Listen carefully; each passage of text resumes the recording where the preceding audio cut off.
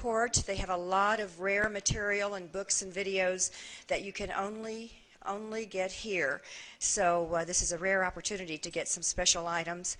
And also, don't forget to thank Stephen Bassett for his extraordinary effort in bringing together this first time ever conference. He's done a fantastic job. And also, thanks for your patience with our first time effort. We're working out little glitches along the way, just to be expected, but it's a very positive, supporting environment, and we appreciate that. Up next is someone whose reputation precedes him. Can I say that, Jim? Jim Marrs is an award-winning journalist. He's the author of numerous books, including Alien Agenda, Investigating the Extraterrestrial Presence Among Us.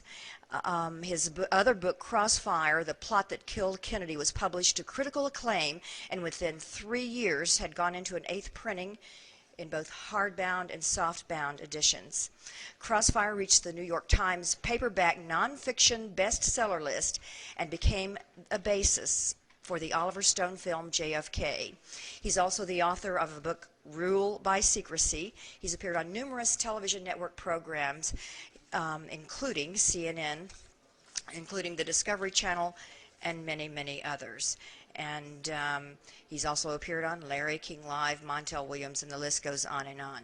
I also want to mention that he has his workshop, Alien Agenda.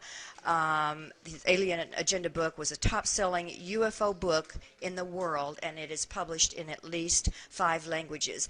Jim has just also finished his new project, The Secret of Redgate. It's a 1.5-hour documentary. He's brought it here for our viewing pleasure this weekend. He'll be talking about that somewhat, but it's available for your viewing here at the conference. It is a multidisciplinary investigation of a small Montana town that has had many ongoing experiences and sightings for at least 50 years. And Jim says it's the first time that remote viewing was used. So that is going to be an incredible thing for him to talk about as well. Without further ado, it's my pleasure to welcome Jim Marrs.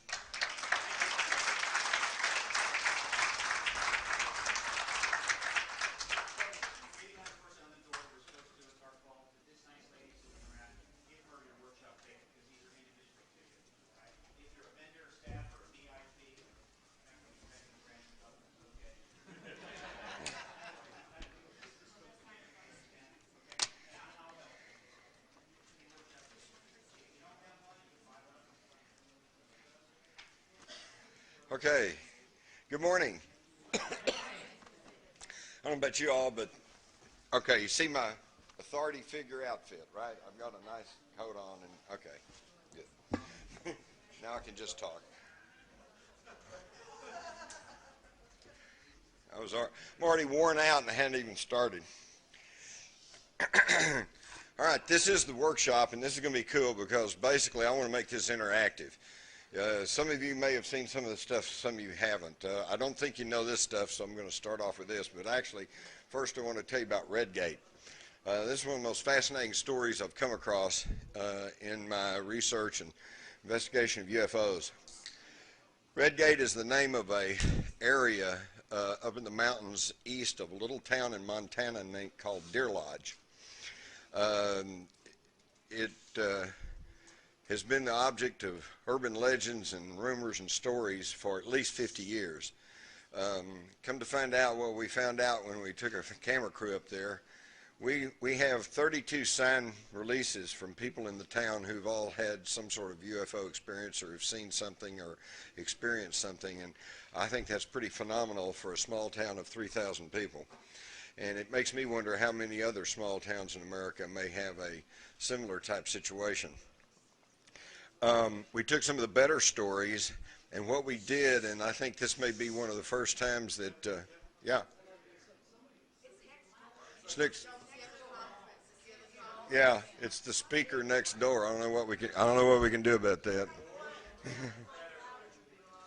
Okay, I can't adjust the mic here.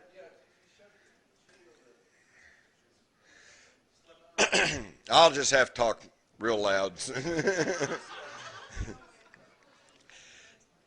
What we did was take some of the best stories and then subject them first to polygraph examination. It showed that no one we talked to, no one that participated in this study showed any signs of deception, okay? Then we got their conscious interviews. What's that? Oh, cool. Oh, yeah. Thanks. No deception. Then we got their conscious interviews about what they remembered about the event. And then we got them to submit to hypnosis, put them under hypnosis, got further details of the event, and then we took the event and had it studied by certified, qualified remote viewers. And it's pretty phenomenal. And then we put the whole thing together, did some dramatic reenactments, have some tremendous illustrations by a really great artist, even a little animation, original music score, tried to make something that was not only informative but also entertaining. And so if any of y'all have a chance, I would hope that you go and avail yourselves of watching The Secret of Redgate. And they're going to be showing it here at the conference. It's only been shown once before, and that was before it actually was totally finished. And yet we took it to the 13th Annual International UFO Conference in Laughlin, Nevada, and I'm quite proud to state that we won the coveted EBE People's Choice Award, which is basically like first place, and I'm really excited about that because the competition included some very good documentaries from England and a documentary professionally produced by the Sci-Fi Channel. So with their deep pockets and professionals. So yeah, I was very gratified that we took the award out there. So I think I can assure you of having a very interesting experience watching The Secret of Redgate. Okay. I don't know if we'll have a chance to get into this, but if any of y'all have seen the latest issue of UFO magazine, you may have seen my little piece about the alien ghost in Roswell. Now, I know that probably sounds about as bizarre as anything you can think of. I mean, you know, what's weirder than a space alien? A space alien's ghost. But I assure you that I'm not even trying to tell you this is true. I'm just telling you that I interviewed 8 separate individuals at this hospital out there, and they said yes. Some of them been there as long as 20 years or more, and they said these stories have been there all along, and that when you start hearing the stories, it sounds like the usual ghost story, okay? Lights going off and on, footsteps heard, nobody there, doors opening and closing, elevators opening and closing, people encountering spots of intense cold. You know, okay, typical haunting thing, except the story is, and the people, at least 2 people I talked to who have actually seen this apparition, one of them more than once, say it's not human. It's a little bitty small guy with a great big head and great big eyes, okay? Sounds like a gray, all right? Now, when I find out this hospital, prior to 1967, was the base hospital for Walker Air Force Base there in Roswell. And it was built in the early 50s over the exact same spot of the previously wooden base hospital for Roswell Army Airfield. Now, isn't that, to me, this is just bizarro, but there you go, Casper the Friendly E.T. or something. All right, first off, let's talk about future technology from the past, okay? We had to invade Iraq. We just had to. You know, we just had to. I mean, there wasn't any arguing. The world said, don't do that. At least 50% of the American public says don't do that. Scott Ritter, our own weapons inspector, says they don't have any weapons of mass destruction. Hans Blix, the United Nations weapons inspector, says they don't have any weapons of mass destruction. The United Nations Atomic Energy Agency out of Vienna said no, they don't have any weapons of mass destruction. You know, and it's a preemptive strike. You know, we think maybe you're going to do something to us, so we're going to attack you first. What if every nation in the world took that philosophy? We'd be in a world of hurt, wouldn't we? Think of Mexico, where the United States say, you know, you people have messed with us for years. We think you're going to mess with us in the future, so we'll just invade you today. Come on, folks. But anyway, we had to get in there. Why? Oh, well, it's the oil. It's the oil. We had to get their oil. No, man. Before the invasion, they were shipping something like 3 million barrels of oil a day. For one thing, we were dependent only on about 16% of our imported oil from Iraq. But still, they were a member of OPEC, and they were pumping. The gas pipelines they were flowing. We were getting about 3 million barrels a day. Okay, then we launched our attack, and it all got shut off, okay, because it's at war, and they're blowing up the pipeline. People are fighting. And now they finally got it back going again a little bit, but as I understand it, then we're only getting less than 1 million gallons a day. So we're getting less oil out of Iraq today than we were before we invaded it. So, you know, obviously it's not about oil. And besides that, we don't even need oil. We got, you know, we got Sandia oil reserves. We got oil reserves in this country and in other places that we haven't even really begun to tap yet. And then even more basic than that is we don't even need the damn oil anyway. We need to be going to alternative energy sources, cleaner energy sources. I've had engineers tell me that with a little tweaking of the carburetor, we could probably all be running hydrogen in our cars, okay, with no pollution. And if that doesn't work, then we could all shift to diesels and start running biodiesel. Everybody know about biodiesel? Hey, biodiesel you get from soybeans, corn, any kind of organic material. About a year ago, I'm in Amsterdam, and I decided I'd play tourist and ride one of their little boats around through the canals and see the city, and it was great. And after looking at all the sights for about 30 minutes, I suddenly realized the little sign that was right on the window in front of my face, you know, and it said, powered by biodiesel. Okay? This is diesel fuel that'll run on any diesel engine, runs just fine, and it's made from organic matter. Okay? Soybean, corn, whatever. So why don't we have that? Well, for that very reason. All you got to do is go find somebody with a patch of land, you can make your own fuel. They can't get a monopoly over it. Same thing with hydrogen. All you got to do is get an electrolyzing plate, crack water, you get hydrogen and oxygen. All right? So, hey, they can't get a monopoly on that. So what are they trying to get a monopoly on? We'll see. Fuel cells, that's what's coming up, okay? And what if fuel cells are dependent upon expensive metal, even gold. All right, so there's energy is involved, but there may be something even more than that.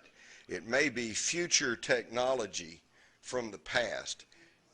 In the past, in history, what we find worldwide are the stories of flight. The Chinese flying dragons, okay, the Bahamas of the Hindus, where they flew through the air and attacked cities and stuff. We got everywhere. We got Ezekiel on a flaming wheel flying through the air. Come on. Our whole human history is replete with flight. So there seems to be what the evidence is continuing to build, but nobody seems to want to really contemplate, is that we, far from being the apex of civilization on this planet, we are just now pulling ourselves out of our true dark age, following a total collapse of a highly technological civilization that was on this planet, perhaps even planet-wide, in prehistory. So we're just now rediscovering things that people in this world knew about thousands and thousands of years ago. Now, I hope this little thing works. No, of course not.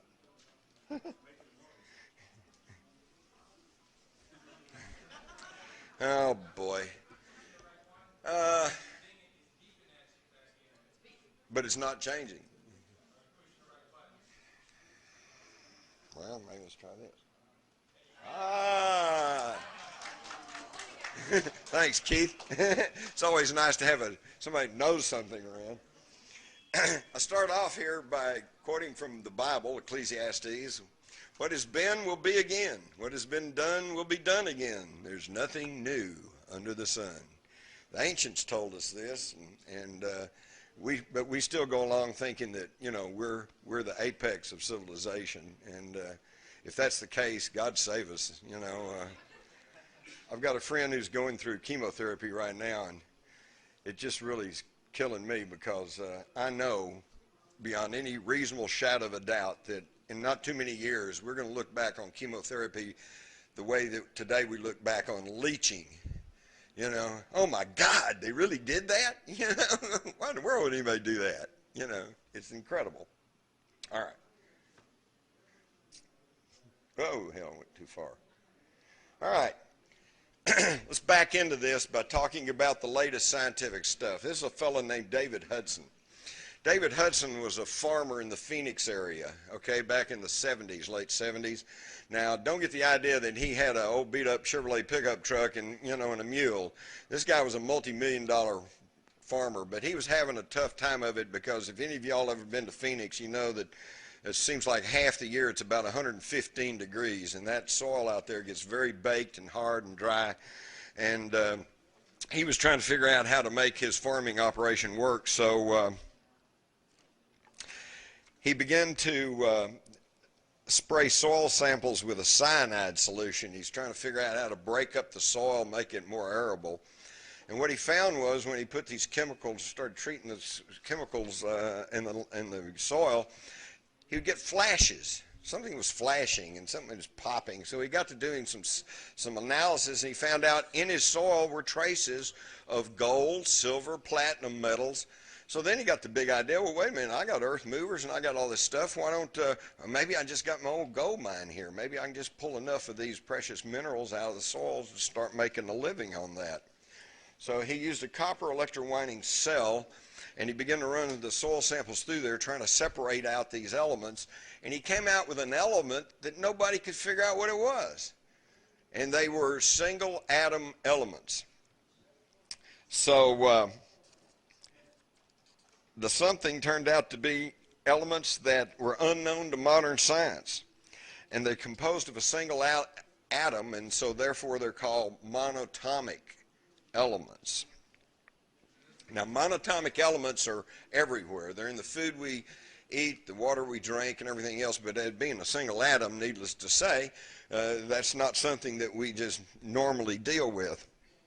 And he found out that these monatomic elements could be retrieved from such metals as gold, silver, copper, cobalt, nickel, and platinum, palladium, rhodium, iridium, ruthenium, all those iniums, okay? And but then when they would take it to get it analyzed, nobody could quite figure out what it was. And after a 2-year study, he had an Arizona analytical chemist told him, he said, I can without equivocation tell you that this is not any of the other elements on the periodic table. He said, what we have here is something that I know to be pure rhodium, and yet none of the spectroscopic analysis are saying it's rhodium. He said, this makes absolutely no sense to me. This is defying everything I've been taught in college. He said, I'm going to send this back to my graduate professors at Iowa State. Well, the learned gentlemen at Iowa State, they couldn't figure out what it was either. And so they finally sent it to the Harwell Laboratories in Oxfordshire, England, for neutron activation, but they too failed to identify what this material was. He finally found a breakthrough by going to the then Soviet Academy of Sciences, where they were able, through some very, very sophisticated equipment, to finally come up and identify what it was. And they said that this is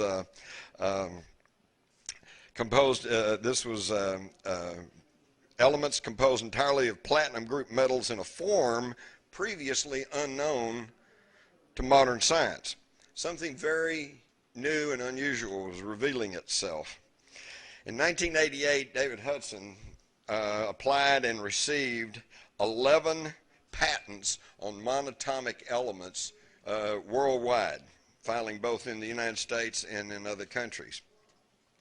Now, he coined the term ORME, orbitally rearranged monatomic elements. What's really fascinating is ORME is also ancient Hebrew for the tree of life. All right? So, he's been working with various people, including Dr. Hal Puthoff. Some of you may remember that name. He was the one that was instrumental in developing remote viewing for the CIA and then the Army. He is a physicist who is now working on 0-point energy, which I'm sure some of you have heard about. All right, and I think that what we're doing here is closing in on the reality of all this. Here is just a rundown on some of the recent scientific papers. You'll notice they range from 1988, 89, 90, 92. Okay. You haven't heard about this because it's still cutting-edge physics, cutting-edge science, but it is the object of numerous scientific papers. And what they're finding out is that, and what we're actually talking about here, is the manipulation of energy at the atomic and even subatomic level, which is very exciting because this could lead to all kinds of things. They find by taking gold and melting it in a certain way, reducing it through heat, that they can actually come up with a white powdery substance that are these pure monatomic elements. Now, when they put the white powder on a scale, they find that the white powder lost 44% of its original weight. But even more astounding, the weighing pan weighed less than it did before they put the powder in it. This powder somehow is nullifying gravity. Now this is now, what I'm telling you now is our cutting edge science and our deepest, darkest secret. I am now finding out that they have spent literally billions of dollars since the early 50s buying up universities, buying up scientific laboratories, putting out all kinds of papers. You go ask any reputable chemist or scientist or physicist and they're going to tell you anti-gravity, that's science fiction.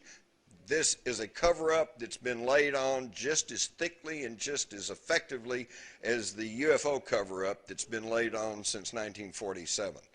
Why? Because they want control of the technology. Because if it is truly anti-gravity and if this is the manipulation of energy at the atomic, subatomic level, this opens up all kinds of doors. We're talking free and limitless energy. 0 point energy, they estimate, put off, and other scientists say that in an empty, my hand right here, just the space within my hands, that's empty space, but it's not really, is it? There's atoms, there's neutrons flying around, there's all kinds of stuff in there. Even in the so-called vacuum of outer space, it's not truly empty. There's energy there. We know about the solar winds. We know about all this energy that flows through the universe. They are going for the building blocks of the universe.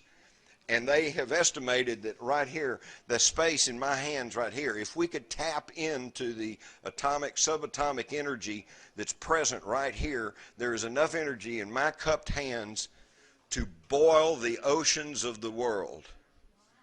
That's how much energy there's out there. And with that kind of energy and with using that for, they say that this is opening the door to free and limitless energy, faster than light speed travel.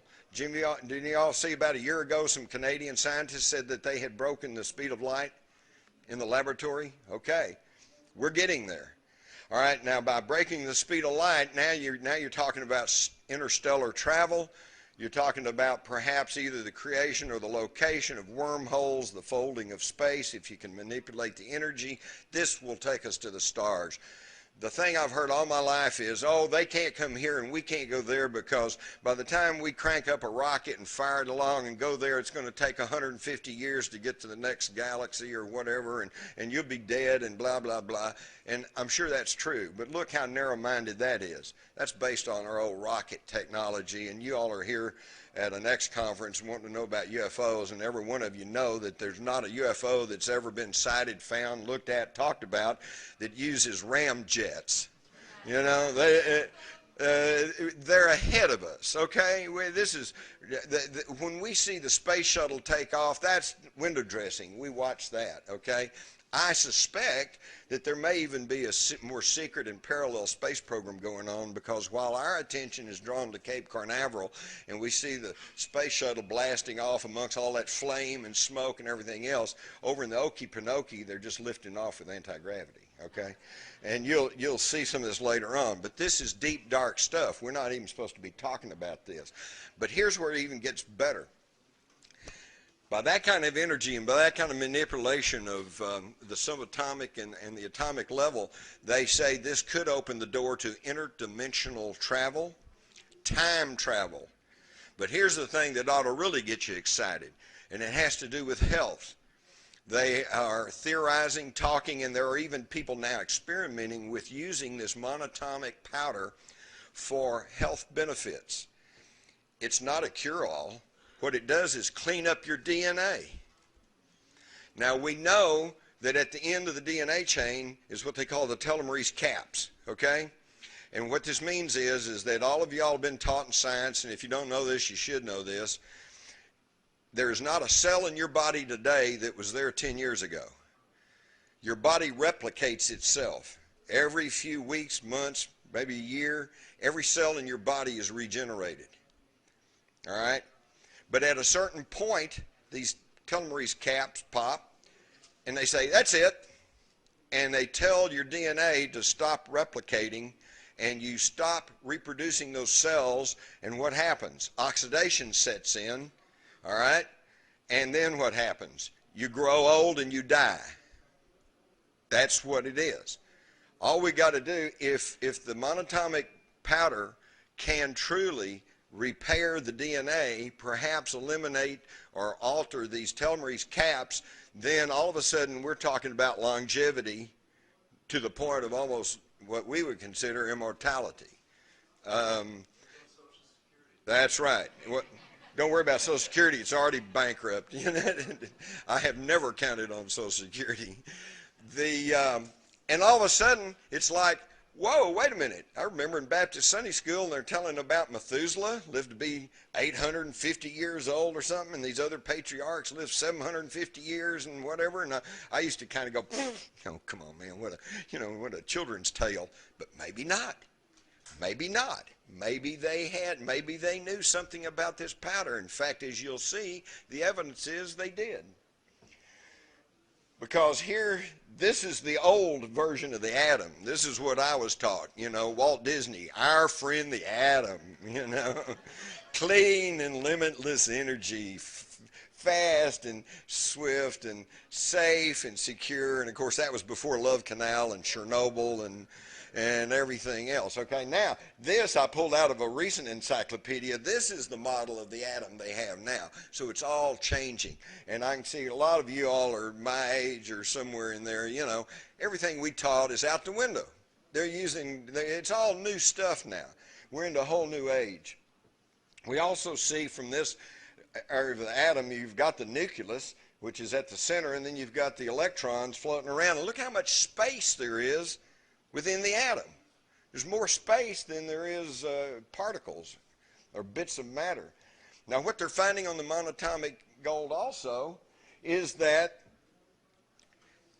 when they say orbitally rearranged, is that when you put this through the heating process and the smelting process and the processes of obtaining this monatomic gold, the nucleus of the atom changes form.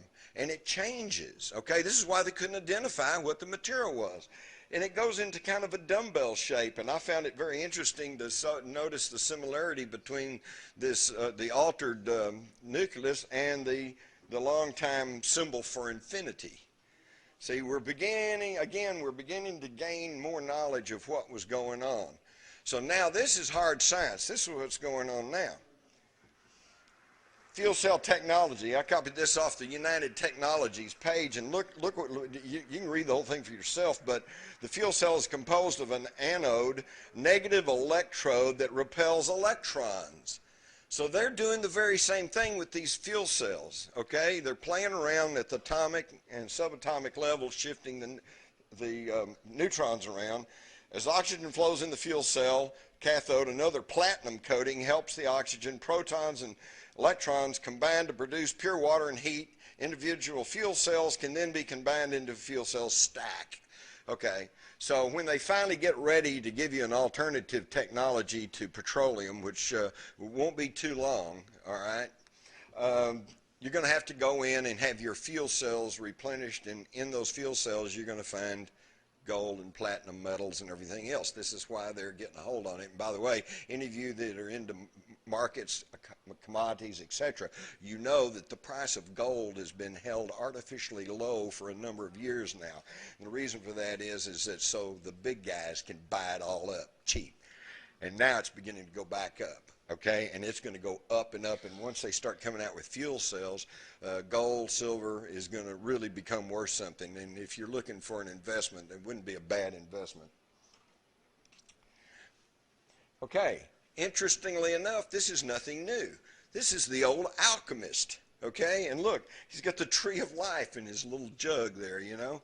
They knew. This information has been passed down through the secret societies. Anybody that's read my book, Ruled by Secrecy, you know what I'm talking about.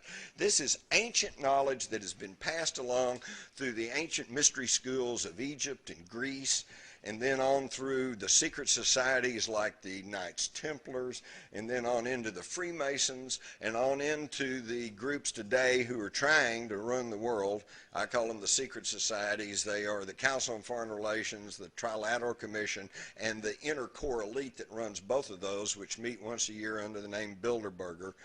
They're so secretive they don't even really have a name. They call them Bilderbergers because they met at the Bilderberg Hotel in Holland. But these secrets have been passed along, but it's incomplete. They didn't know exactly how it worked. And what was the old alchemist trying to do? He was trying to transmit base metals into gold. Okay? He knew that you could alter gold, you could change it, you could shape it, you could do stuff with it. They just didn't quite have it down on how it really worked. And we can go back and we find that all the way through history that they are dealing with this stuff. The ancient Egyptians had shamana or mafus or whatever you call it, the white powder gold. And you notice they would offer these little cones of white powder to the pharaohs. In fact, in the Egyptian Book of the Dead, as the pharaoh goes through the steps to the afterlife, at each step he says, "What is it?" Which is really, really interesting. And so they received the cone that extended their life and that made them, put them in one with consciousness to the universe. We find in Exodus, when the children of Israel are going through the Sinai desert and they didn't have anything to eat, when the dew had gone up, doesn't mean that there was in the dew, it just said when the dew has gone up. That means after the morning came and it got light and they got up, there was, on the face of the wilderness, there was a fine flake-like thing, fine as hoarfrost on the ground. And they saw it and they said, "What is it?" And he said, "It's the bread the Lord has given you to eat." So Moses provided them with this white powder that they made into little cakes and little breads, and they ate it. And they said, "What is it?" And well, in ancient Hebrew, "what is it" translates to manna. This was the manna from heaven. Was it the white powder gold? Certainly took care of them in their little sojourn through the wilderness. So Moses must have known how to produce the monatomic gold powder. And by the way, when he comes back down, again we read in Exodus 32, he comes down from the mountain with the tablets, and the children of Israel, they know there's something magical, spiritual, holy about gold, so they've taken all their gold, melted it down, and turned it into a golden calf, and they're worshiping it. And it really made Moses mad. Moses' anger burned hot. And he threw the tables out of his hand. He broke them at the foot of the mountain. And then he took the calf which they had made, burned it with fire, ground it to a powder, and made the people of Israel drink it. What? Now, wait a minute. If he just melted gold down and made them drink it, it's going to kill them, right? No, he melted it down, and he made it, ground it into a powder. It's the monatomic gold powder, okay? Now, where'd he get it? 1904, Sir William Petrie, the famed British archaeologist, travels to the south of the Sinai to Mount Horeb, which is also known as the Mount of Moses, and he finds what he described as an ancient Egyptian temple.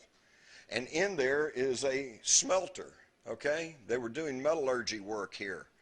And I've talked to some people who visited this place, and they said within sight are some mountain ranges where there are gold mines. So this is where Moses was producing the manna, the white powder.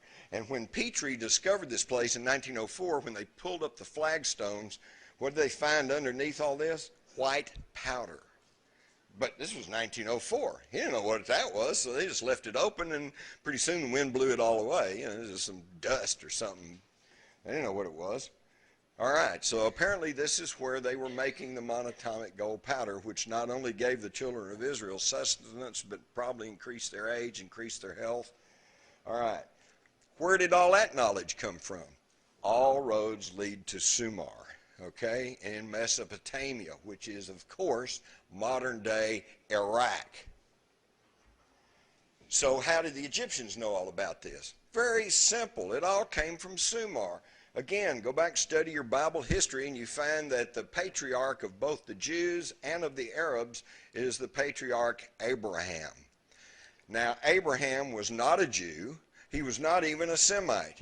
And he was certainly not some poor guy traveling around the desert with a camel in a tent.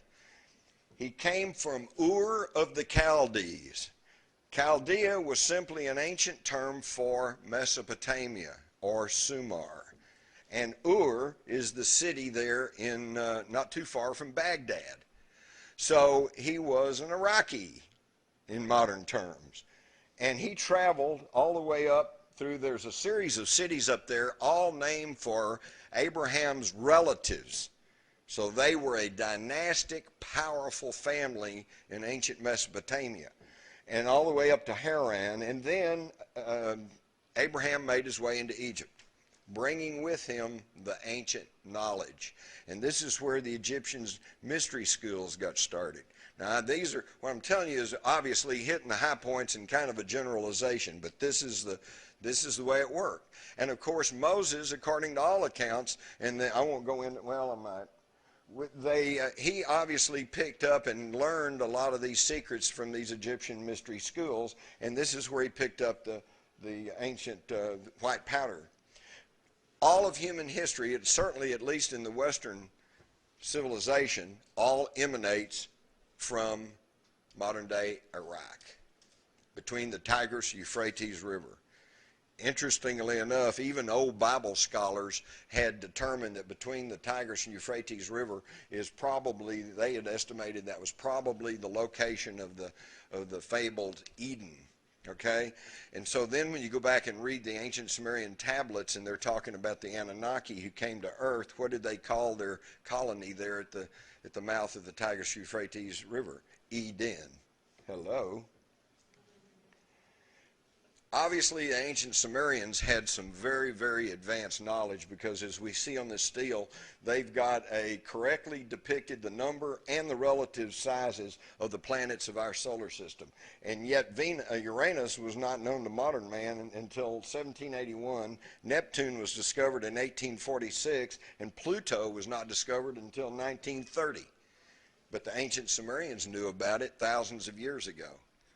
Okay, I could go on in that vein, but I think you all get the idea. We also know about the Baghdad battery, right? They discovered this. It's been dated to about 3,000 years ago. And yet when you put grape juice in the vase and you put the copper tube in, a little thing in there, it produces half a volt of electricity. This is how they're able to produce enough electricity to start electroplating all the way back there. And again, this was not that they were smart and had suddenly developed something. It was that they had remnants of even earlier, more powerful technology. And it all comes back to the Sumerian tablets. This was the world's first writing. They would take a stylus and they would press in this cuneiform symbology into clay and then bake it and turn it to rock, and as a result there's about 500,000 of these tablets still in existence, and that's the ones we know about, and only about 20% of them have been translated. And they predate the Bible by at least 4,000 years. In fact, what you find is many of the same Bible stories are obviously nothing more than a reworking of the ancient Sumerian tablets. In the tablets, let me see if I've got no. In the tablets, we find out that we have the story of the flood. And it's the same story, okay? The God tells his worshiper to build an ark, tells him to put bitumen in it to seal it, and that there's going to be a flood, and get ready, and the flood and the ark rides out the flood. They let off birds, and finally one does not come back, so they know there's land somewhere, and guess where it ends up? On Mount Ararat. Same story we find in the Bible, only two differences. Excuse me. Two differences. In the Bible, the guy's name is Noah, and in the Sumerian tablets, his name is Upnarpishtim. The other difference, and I find this very significant because, again, harking back to Bible school, And I was told that they took 2 of every animal on the ark. And I'm going, wait a minute. You're going to get the lamb to lie down with the lion, you know? What are you going to feed them? Where are all those animals going to go to the bathroom, you know? I finally figured that one out. It was on the poop deck. That was pretty bad. But in the Sumerian version, we find that the Lord tells his follower, take the essence of every living thing. And since in the Sumerian tablets we already find that they obviously had knowledge of cloning, genetics, etc., then all of a sudden, whoa, now it makes sense. Instead of a boatload of animals, you've got an ark with a little closet full of DNA samples, okay? And that way they can repopulate the earth when the waters go down. Makes a lot more sense. And of course, most of you are familiar with the story that's put in these tablets. Zachariah Sitchin has done a magnificent job of popularizing a lot of this. What's really interesting is that people say, well, he may not have got his translation correct. It's not a question of translation. If you want to read the story of Enlil and Enki and the Anunnaki and all this stuff, you don't have to read Sitchin. Go to the Encyclopedia Britannica. It's all in there, okay? But it's under Sumerian mythology, all right? And that's because when the ancient tablets, when these tablets were first discovered in the 1800s and they began to translate them, and they were talking about coming from the heavens to the earth and colonizing and taking and mating the Anunnaki with an earth primitive and et cetera, et cetera, et cetera, they had no concept of what they were talking about. This was before they had heavier than air flight. They certainly didn't know about space travel. They barely knew about other worlds. It was just totally alien to them, okay? So they said, oh, this is their mythology, and these are their gods. The Sumerians never called them gods. They just called them the Anunnaki, those who came down from the heavens and landed on the earth, okay? This interpretation of mythology is what got started in the 1800s. Well, it ended up in the textbooks, so it's still there. All that Zachariah Sitchin and Dr. Horn and Turnage and various other people that are now studying this, there's a growing number of them, the only thing they're doing, they're not changing the translations at all.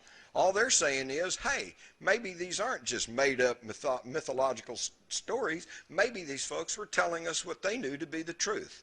So it's just a click of the mindset, okay? We know about ancient Gilgamesh. And we know, and any of you might want to go back and read the saga of Gilgamesh. It's really kind of a fascinating story. It would make a great science fiction movie, okay? He was the legendary Sumerian king who, with his non-human companion, Enkidu, and they set off on this huge adventure, very comparable to Ulysses, to go and locate the ancient gods so they could learn the secret of immortality. And Gilgamesh, by the way, was famous for saying that he was only 1/3 human. He was 2/3 of the gods. He probably was one of those Nephilim that we read about in the Bible, that was the offspring of the sons of God and the daughters of men. All right? Now, it's all there. It just depends on whether you want to pay attention to it or not.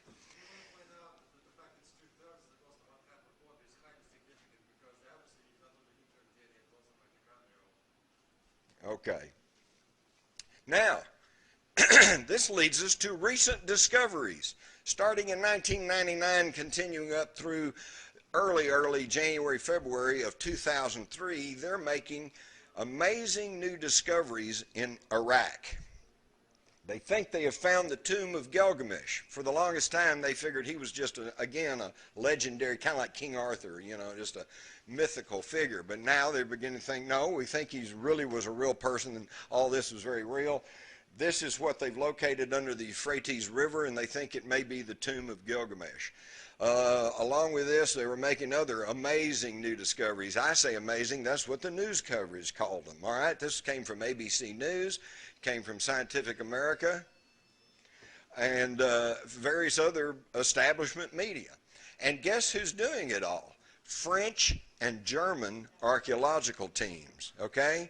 And I find that very, very fascinating, because who were the two countries that most opposed our invasion of Iraq? France and Germany. So they're gaining even more tablets, more knowledge. Could they be gaining knowledge of the monatomic elements that gives us the secret of anti-gravity and limitless free fuel and longevity? Perhaps. Perhaps somebody here in the Pentagon or at Langley either knew or maybe just suspected that maybe they were gaining some of this knowledge. Now, if they did make these discoveries, did find new tablets, if it did have some of the secrets of unlocking the monatomic elements, where would they have taken all that? They took it to the Iraqi National Museum in Baghdad. And you can figure that probably they stored it all away in the basement until they could catalog it and examine it, study it, and get it ready for exhibition. So that takes us now to April of 2003, and in late March, we invade Iraq. Now, I was in the Army, and I've been studying military tactics all my life. The typical military tactic is you take the biggest bulk of your force and you attack the weakest point of the enemy, you punch through, you go for an objective, you capture your objective, then you consolidate your winnings, and then you prepare for the next stage of the assault and you move on to a new objective. We didn't do that. We went against total military tactics. We sent columns in and we made a beeline for Baghdad. And this is why we're still having problem over there, because we failed to pacify the countryside. And what happened in Baghdad?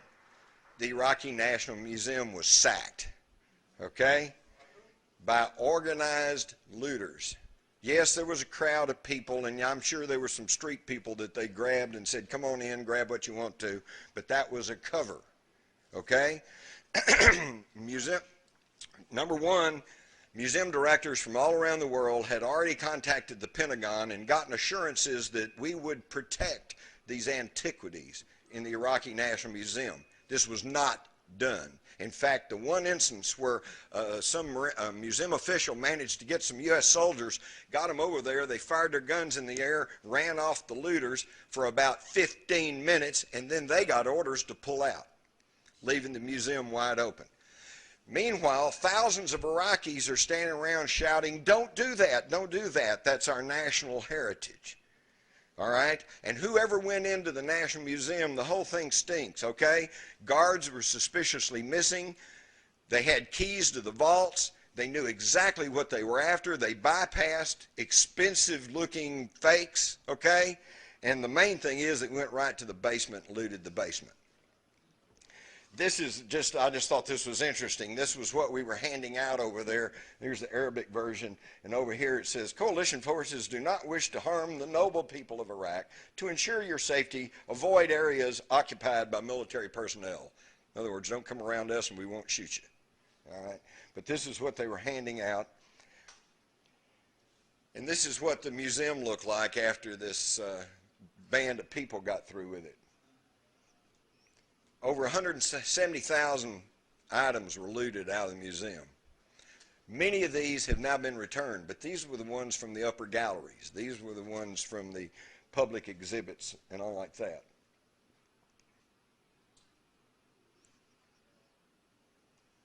Jim, there are 80,000 tablets missing. Yes, yes. Nobody's talked about that. Well, I am in just a minute. Interestingly enough, you notice that we did mount guards at the Ministry of Oil.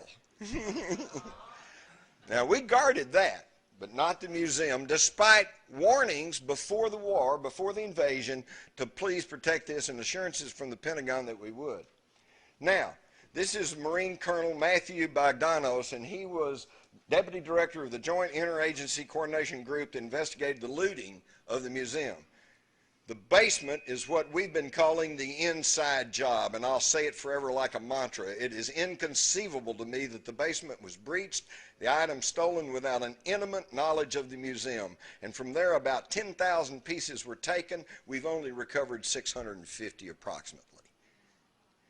This is what we were after, the ancient secrets. We got to keep it. Got to keep it from our enemies, and we got to keep it from you, because this gets back to the UFO secrecy. The people in charge, and I'm not talking about President Bush or any of those people. Those are political front men. I'm talking the people who are really running this planet, and they're deep within the secret societies. They don't care if you know about aliens. They don't care about that. What they care about is that if you know UFOs are real and that aliens are real, then you know that alternative technology is real. And why should you be paying ever-increasing prices for gasoline, petroleum products that are polluting our world if you know there is alternative technology? Let's go back again and look again at another historical thing. We all know that by the mass media that Saddam Hussein believed himself the reincarnated Nebuchadnezzar. Well, then that means we probably ought to take another look at King Nebuchadnezzar. What was he doing? Well, King Nebuchadnezzar was trying to reach the gods, trying to contact the gods, the ancient gods, the Anunnaki. Probably, okay? So how'd he do that? He built a tower of gold, which somehow has come down and is translated as the fiery furnace. So now we've got what we got. We got a furnace, we got heat, and we got gold. The same thing that we now know, remember the scientific papers, that now they can alter the structure of these metals through a smelting and heating process. So they knew this, they just didn't quite know how to make it work. So he builds this artifact of gold, and he sends his people in there, but they die, okay? Probably because there's radiation, there's something in there that they're not making it work right. So then we see the story of Shadrach, Meshach, and Abednego, 3 of the Hebrew priests that he brings in. He said, make it work. And they said, no, you're not our king. You don't even worship our God, so we're not going to work for you. He said, okay, then I'm going to throw you in there, and you're going to die, or you're going to make it work.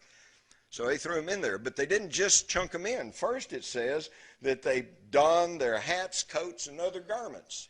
Well, what's that? Radiation suits or whatever? And then to me, which is absolutely amazing about this account is, after they throw him in there, Nebuchadnezzar doesn't even want to go near it. So he asked his people, he said, are they in there? Yeah, they're in there. He said, are they dead? He said, no, they're moving around in there. He said, not only that, but didn't you throw 3 in there? And he said, yeah. He said, well, there's a 4th person in there. And he said, well, who's that? And they said, well, looks like the Son of God. And then the story ends. Wait a minute. The Son of God in the Old Testament? Who's that? What happened to him? We don't know. And this maybe be the whole crux of the whole thing. We've got these stories. They came down word of mouth for hundreds, perhaps thousands of years. Finally, only about 300 years before the time of Jesus were they written down. And now we've got these vague written accounts, and who knows what they actually mean, you know? There are certain sociological, theological, spiritual messages that I think are very valid and that we all hold dear, but as far as absolute details and absolute history, we don't know, because it's all been so garbled. Now, are we the first ones to start figuring all this out? No. The Nazis were way ahead. Towards the end of the war, when we overran Germany, what did we find on the drawing boards? Flying saucers. And they weren't powered by jets. They were powered by electromagnetic propulsion systems. And this fellow over here is SS General Hans Kammler. He was the guy who, towards the end of the war, was taking over all of the leading research and development, the high-tech stuff that the Nazis were using. Even Albert Speer in his memoirs lamented the fact that he was out of the loop. He was kept in the dark. His job became just keeping the war production factories going, okay? Kammler was the one in charge of the cutting-edge technology. And what we all have been told and what we believe is that their cutting-edge technology was rocketry. We know they had the V1 because they used it. We know they had the V2 because they used it. We even know that they had plans for a 3-stage rocket called the New York rocket. I guess that tells you what that target was, okay? They also had a rocket on the drawing board called the Mars rocket, okay? They were really into it. But again, their deepest, darkest secret was the manipulation of energy. And what is now being established, and there are some works and some writings about this, is that apparently they had built a primitive particle accelerator in western Poland, and they were beginning to mess with the manipulation of energy at the atomic and subatomic level. We do know that Kammler told Werner von Braun, who was trying, after they shifted all their rocket research from Peenemünde to Bavaria, and von Braun wanted to hurry up and get back into testing with the V2, and Kammler told him that he was going to hand over the rocket scientists and the V2s to the Western allies in exchange for freedom, in exchange for no prosecution for war crimes, because he was in charge of all the slave labor that was producing all this technology. And so we know that was his plan. And then a little later he told Werner von Braun, "You're not going to see me again." And sure enough, he disappears from the pages of history. And there's various stories about what may have happened to him, but there seems to be some credible evidence that he was seen alive in the United States in the 50s and 60s. Chances are he came under Operation Paperclip, which most of you are probably familiar with. But he did not hand over the V2 program. Okay? We captured that. When we overran Bavaria, they were all still sitting there, and we just scooped them up, and we had it. Okay? And it was a race at that point between us and the Russians to capture all the German rocket scientists. I can still remember the old joke from the 50s about the American and the Russian arguing with each other, saying, "Well, our German scientists are better than your German scientists," you know? All right, so if Hans Kammler did survive the war, and if he did go on, and if he did become part of Paperclip, what did he hand over? He handed over the secrets of the manipulation of energy and anti-gravity. And this, for a brief period of time in the early 50s, started hitting the public. This is part of an old article that was out of some magazines talking about the gravity engines are coming, okay? And then we got a quote from Lawrence D. Bell. "We're already working on nuclear fuels and equipment to cancel out gravity." Bill Lear, "All matter within the ship would be influenced by the ship's gravitation only." So there's hints that they already had this anti-gravity in the early 50s. And in fact, y'all are familiar, I'm sure, with the General Twining memo, where he says the phenomena, talking about UFOs, is real and not visionary or imaginative, okay? But over here, in this section over here, and I think I've got a bigger one, it says it is possible with the present U.S. knowledge, provided extensive detailed development is undertaken to construct a pilotless aircraft which has the general description of the object in subparagraph A. Well, subparagraph A is where he says the phenomena is something real and not visionary or fictitious. In other words, he's saying we had the technology to develop a UFO. And they had it because they had anti-gravity. But they still are working with that. Obviously, two things. They either have not perfected it, or they have perfected it and they feel that it would be so revolutionary that it would upset the monopolies and the status quo, so we're not getting it. Now here we have a picture of the Avro, because early on they announced that Britain and the United States were going into joint development of the Avro car, which was a flying saucer, and that it was going to be produced in Western Canada. I always find that really, really interesting, because when June of 1947 and when Kenneth Arnold had his famous sighting, and said that they skipped through the sky like saucers skipping over water. And by the way, remember that. He never said they looked like saucers. He wasn't talking about their shape. He was talking about their flight characteristics. And where did that happen? Up near Mount Rainier. And where did they all go off to? Back into Western Canada. So, but then later on, about 1956, they finally rolled out the Avro car, and it kind of rolled around and wobbled a little bit, you know, and they said, it just didn't work, and they shut it all down, and this is when the curtain came down on anti-gravity. But we now have some pictures that I had not ever seen before, that they say this was some stuff that was flying in the 60s, and the question is, was this using jets? Or did this lift off? There's even rumors and stories today that the new stealth bomber, you know, I've had flight engineers tell me, I don't see how that thing can fly, you know? And so there's stories that they have jets on this thing, and it kind of takes off, and there's some jets going, and everybody says, well, it took off, and then once it's up there, they kick in something else, okay? Other more exotic propulsion. So we obviously have some things going on now. The non-existent aurora, and how about that? You know, the aurora, everybody knows my story about the 1897 crash in Aurora, Texas. Where do they get these names? And that leads us to the main question, of course, is, are they them or are they us?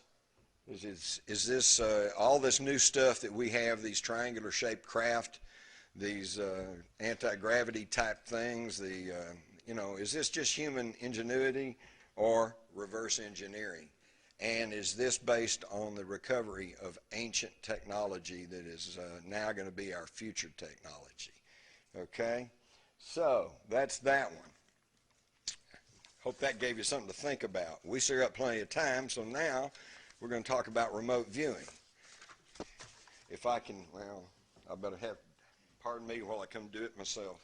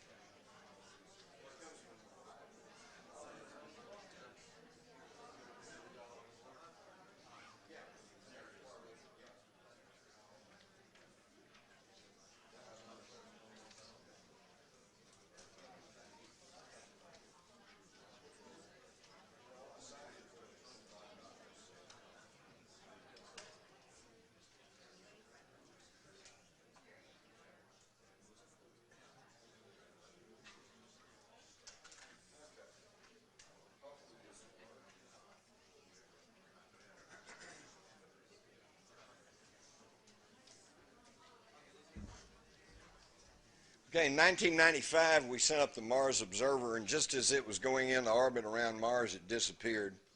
And by the way, I guess he left. What was it? Hey, Dick, was it the Beagle that they lost? Which? Beagle 2. All right, Beagle 2. Same thing happened to it. It got up there and was about to go into orbit, and all of a sudden they lost that one too. Yeah. Just disappeared. And there's been other shots too that I won't go into, but they, you know, we can find everything in space. They have cataloged like 1,500 pieces of space junk up there, including, as I remember, a screwdriver that was dropped by a Soviet cosmonaut. So, you know, they can locate the screwdriver, and we know everything that's floating around up there, but we send stuff up there, and then we can't find it. It's gone, which is really fascinating. So when the Mars Observer was lost in 95 and the Beagle 2, and everybody's going, what happened to it? I'm immediately thinking of what I learned when I began to research remote viewing, which was the same thing that brought down the Phobos 2. This is a drawing made by a military remote viewer that showed this object circled in red coming off the planet. What they said happened to the Phobos 2 was that this was a Russian space probe, and as it got into the Martian atmosphere and was getting ready to try to make a landing, this object flew off the surface of Mars, approached it, and scanned it with some kind of electromagnetic scanning device. Yes. They have something to say. I saw the European news release of the Phobos 2 incident, and it was amazing. The satellite actually photographed an underground city. And Yeah. a lot of people had the Trump inversion. Dr. Hertog was giving Mm-hmm. Trump inversion. Everybody tossed him on. Mm-hmm. There were a few of us in the audience, and one was from NASA who saw this film leak, and they had the technology on the satellite that actually photographed every That's right. they got a whole underground city and showed that. Well, they are slowly leaking this information too. We're in a conditioning program right now. I mean, 10 years ago, Mars was a dead world. And now all of a sudden, well, we did find this, and well, yeah, there is a blue sky, and yeah, there are some storms up there, and yeah, there's some green belts, and yeah, all those poles, they're not just frozen methane, they actually are water, and we're just slowly being conditioned in the idea of life. But my point is to get into the remote viewing here is they actually saw this thing rise up, come out and approach it. They said the analogy was the tugboats coming out to the Queen Mary. This was not a hostile act. They came out, they thought they were going to guide it in, they scanned it and realized this isn't us. Okay, but when they scanned it, it blew the onboard computer, and they lost all their guidance, and the Phobos 2 then just spiraled in and probably burned up in the Martian atmosphere, which is probably what happened to the Mars Observer and the Beagle 2. All right, now, as the lady mentioned, the Russians actually showed us one of the last photographs taken from the Phobos 2, and look at the similarity between the object that was approaching and the object as drawn by military remote viewers. All right? Remote viewing, I'll make this point now and I'll make it later. Remote viewing may be our best tool to try to penetrate the extraterrestrial agenda. But it has to be done properly with the proper people and under the proper protocols, because there are too many charlatans out there right now. When I first got involved with remote viewing, I told them, I said, well, I can already see what's going to happen. I said, today we got Madame Zodiac and her palm reading, and I said, as soon as this hits the public, it's going to be Madame Zodiac and her remote viewing. And that's exactly what we have. So you have to be very careful with this. Another one that went up was the Titan IV. And this is right out of Space News. Sterling, Air Force Colonel Frank Sterling says he was told that the Air Force video of the launch shows an unidentified object apparently striking the Titan at an altitude of 110,000 feet shortly before it blew up. Okay? Well, what's that? What in the world was that? Well, some of the remote viewers call it a buckyball. They said it's a multifaceted object. It's not very big. It's basically about as big as your fist or a hand grenade. Kind of looks like a hand grenade, and they're faceted, so when the grenade blows up, you got shrapnel and pieces going every which way. And this is what they saw. And they said these things are up in orbit. They're so small that they're not really going to get picked up on radar, but every time something goes up that they don't want, then these things zoom down and boom, it's gone. and it's interesting because I noticed even back years ago when I was working for the newspaper, they would be announcing that they were putting up communication satellites and they're going to have a space launch and they're going to put up some scientific studies and stuff, and those things seem to work just fine. But then they'd have a news story saying they're going to have a launch next week, but that's all we're going to say about it because it has military applications and this is national security. And those are the ones that seem to just get lost. Gee, we don't know what happened to it. Probably got hit by a buckyball. This is George Byers from New Mexico, an executive who got real interested in remote viewing. And he ended up remote viewing. He's one of the ones that saw the buckyballs. You'll see some of the story in my book, Sci-Spies, which was originally written. I got onto remote viewing in 1992. This is when it was still a very, very deep, dark, secret government project.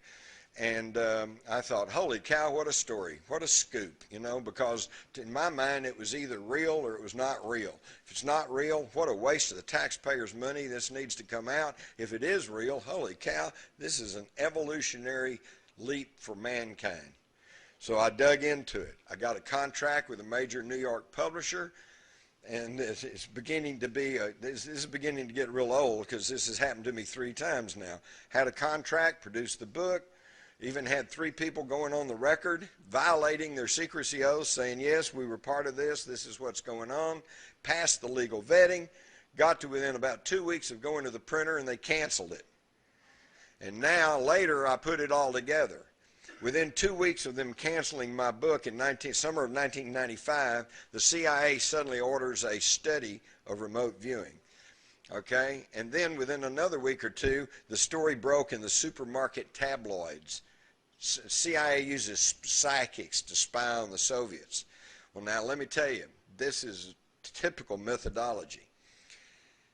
If you want to keep from getting accused of suppressing news, but you don't want that news out, what do? You put it in the supermarket tabloids, because then you can say, well, heck, it was on the front page of the National Enquirer. But who reads the National Enquirer? Hardly anybody. And if it's on the front page of the National Enquirer, is any legitimate news organization going to pick it up? No. It's the kiss of death. So that is how they cover up, and that another way that they manage the news. Because in some of those stories in those tabloids are legitimate stories. But the problem is, the story on the next page is, I became pregnant with Elvis's baby by a space alien. And it destroys the whole credibility, and none of the intelligentsia is ever going to touch anything if it's been in the tabloids. And then a few weeks later, they come back with their report, and it was 2 people, Jessica Utz, a statistician, and Ray Hyman, who is a notorious debunker and had tried to get the remote viewing program stopped for years. And of course, he says there's nothing to it. And interestingly enough, Jessica Utz didn't go along. She said, well, statistically, there is something going on here, but we don't really know, can't really explain it. And the CIA, amazingly enough, I can't remember any other time before or after that they ever voluntarily broke open one of their secret programs, but they actually put out a press release and said, yeah, we were using this remote viewing, but we don't think we're getting much good out of it, so we're going to discontinue the program. Just thought you'd like to know. They don't do that. And that story appeared on the front page of the Washington Post and on the New York Times, but I want to tell you, it didn't go anywhere else. I watched all the papers in Texas, and it never hit there. And if any of y'all, and it hit 1 or 2 days and went away. And there's still plenty of people that have never even heard of remote viewing. In fact, before I go into too much detail, how many of y'all feel like you really know most about remote viewing? Okay, y'all are pretty up to speed. Good, then we'll kind of hurry through this. It all began not 1972, that's a typo, it was 1992.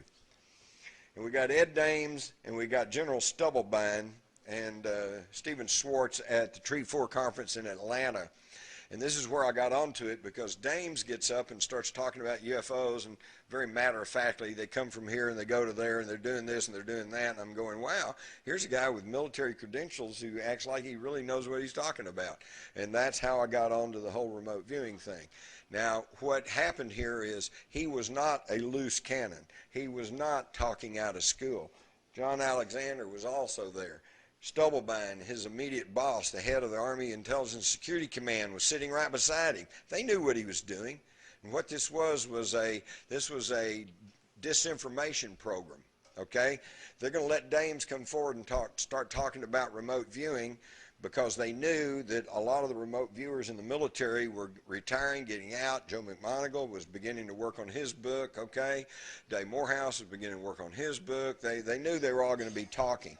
So they knew they weren't going to be able to keep the secret of remote viewing any longer, so they wanted to put it out with their spin, so they're going to let Dames do it, because they knew in the next breath he'd be talking about Martians hibernating under the desert of New Mexico. And they figure this way it won't be very credible, and so, everybody will blow it off, and yeah, it'll be there, and but nobody will pay much attention to it. Well, I got involved in it, and I'm a good reporter. I didn't just take their word for it. I went back and I did a book. You'll see in Saspies that I went back to the Bible. I went back to, in the Old Testament, we find a prophetess by the name of Deborah. While the children of Israel are fighting their way through the wilderness there, they come upon and they're getting ready to tackle an army about twice the size of their own. And Deborah has a vision, and she goes to the leader of the Israelite army and says, here's where the enemy is, here's their disposition, and here's their plans. And based on her visionary information, they were able to whip this army that was twice their size. Deborah was, as far as I know, the world's first military remote viewer. But what really got remote viewing going was Psychic Discoveries Behind the Iron Curtain that came out about 1970. This was by Sheila Ostrander and Lynn Schroeder. They had traveled extensively through Russia and mostly in Eastern Europe and had found out that there was a tremendous interest and study going on about psychic phenomena. At this time in the United States, that was a ha-ha subject, you know, even worse than UFOs are now. People are starting to pay attention now to UFOs, but you know how it was 20 years ago. Well, this is the way it was about psychic stuff. But we were in the middle of a Cold War. And so there was, their book was very popular to the public, but as far as the leadership goes, it was like, oh, this is garbage. Except deep within the halls of the Pentagon and of Langley, there were people who were going, you know, I think this is all BS, but if the commies are doing it, we got to do it because we can't have a psychic gap. So they actually took a little bit of money, a few $100,000, nothing to speak of, and they threw it at some research into psychic phenomena. And before long, they had Ingo Swann, Dr. Hal Puthoff, Russell Targ, and they were working out at Menlo Park at Stanford Research Institute, and it began under the CIA. You can follow the chronology here. And it was Ingo Swann who actually coined the term remote viewing. And again, that was not actually referring to the phenomena itself, but simply to describe an experiment. They also came up with coordinate remote viewing, and this started off literally coordinate. What they would do was get coordinates, longitude, latitude coordinates, and then they would give the viewer those coordinates and then see what the viewer picked up about those coordinates. And for example, if the viewer said, well, everything's real white and it's cold, and oh, I see a big furry animal and I think it's a bear and he's all white, well, okay, bingo. They check the coordinates and sure enough that's at the North Pole. Then they go, oh, that's a hit. So that's how I got started. Today they still call it coordinate remote viewing, but they do not use coordinates. The coordinates do not mean the coordinates. This took me forever to figure out this whole idea about coordinates, and all I can tell you is this. The problem with science, and the reason science has not fully embraced remote viewing, is that they can't make it fit to the scientific method. The scientific method says you start off with a hypothesis, and then you test it, and replicate it, duplicate it, and if you can get it to repeat itself over and over again, then it becomes a law, or at least it's established, and now that's fact. In this case, they know it works, they can prove it works, but they don't have a hypothesis. They don't know how it works. And as a result, it throws them all off, and that's why most mainstream scientists don't want to deal with it. But the best idea of how it works is simply this, and again, we're back to the basic component of the universe, which is energy at the subatomic level. And interestingly enough, the concept's already out there. It's Luke Skywalker's The Force, okay? Or if you want to, you could go back to Einstein's unified field theory, all right? The entire universe is nothing but energy. And within that energy, there's concentrations of energy that we call matter. But it's all part of the same matrix. It's all part of the same thing.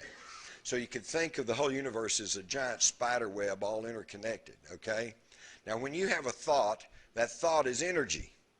And that thought is on the grid. How many times have you all had an idea and said, boy, that's a good idea, I bet I can make money on that, but you didn't do anything and nothing happened, and then a few years later somebody's making a lot of money doing the same thing you thought about? All right, there are no secrets. Everything, once there's a thought, it's an energy form, it goes on the grid. And anybody with the receptivity can pick it up. Now, so it's not a question of who comes up with the idea. The real deal is who actually does something with it. That's the thing. So the next time you get one of those ideas, don't just say, well, that's a good idea. Start doing something with it, and maybe you'll make yourself a fortune. You have a thought, it goes out on the energy grid, okay? So what happens is that if I'm the tasker and I want a viewer to go and remote view something, we'll say I want him to remote view the Eiffel Tower. Well, I can't say go remote view the Eiffel Tower, because immediately if I tell you all that, a lot of you right now, you got a picture of the Eiffel Tower in your mind, right? Because you've either been there, or you've seen films, or you've seen pictures. Steve, by the way, would you send somebody in to give me the cut sign, because I have no idea what the time is here. 5 to 1, so we got 30 minutes. Well, we're doing good, okay. All right, so if I say go remote view the Eiffel Tower, you already know what I'm talking about, and you've already got a mental picture. That's not remote viewing, by the way. And in fact, let me give you this example. Everybody shut your eyes.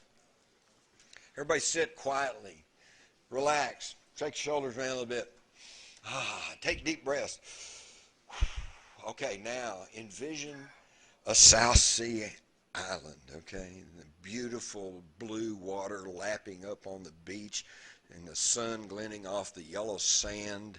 And as you mentally turn and look, you see palm trees swaying in the breeze. You can even hear the seagulls flying overhead. Everybody that's getting that vision, raise your hand. Yeah. Okay, you can open your eyes. That is not remote viewing.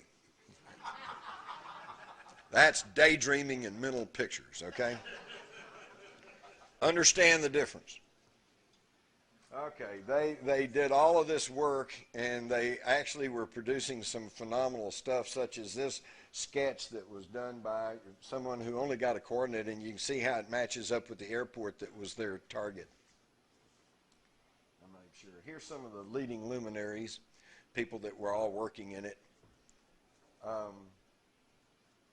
And this is Remote Viewing Central. I actually went up there and took pictures of where they were actually doing all this grill flame work.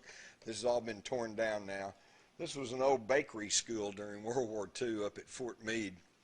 And they had, it was really incredible, because here you can see these little kind of little ramshackle old wooden frame buildings, and yet you go up there and they got this steel door on there with this super, key lock and everything. And it was kind of funny, because I thought, what's with this super security door? When you get this old wooden building, you'd probably kick a hole in it.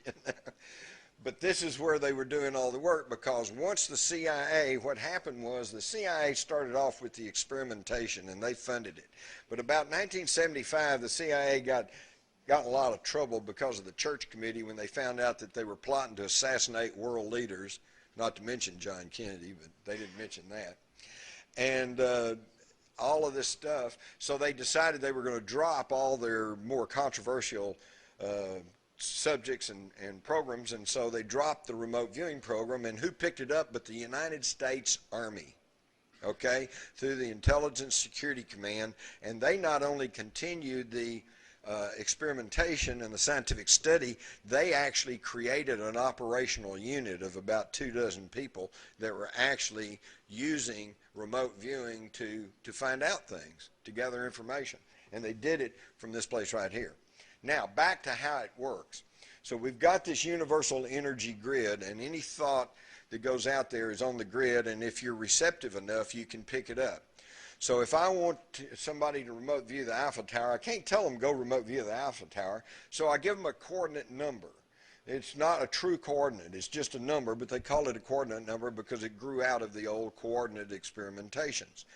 Now this number, which is generally a 2 4-digit numbers like 1, 2, 3, 4, 5, 6, 7, 8, in any combination.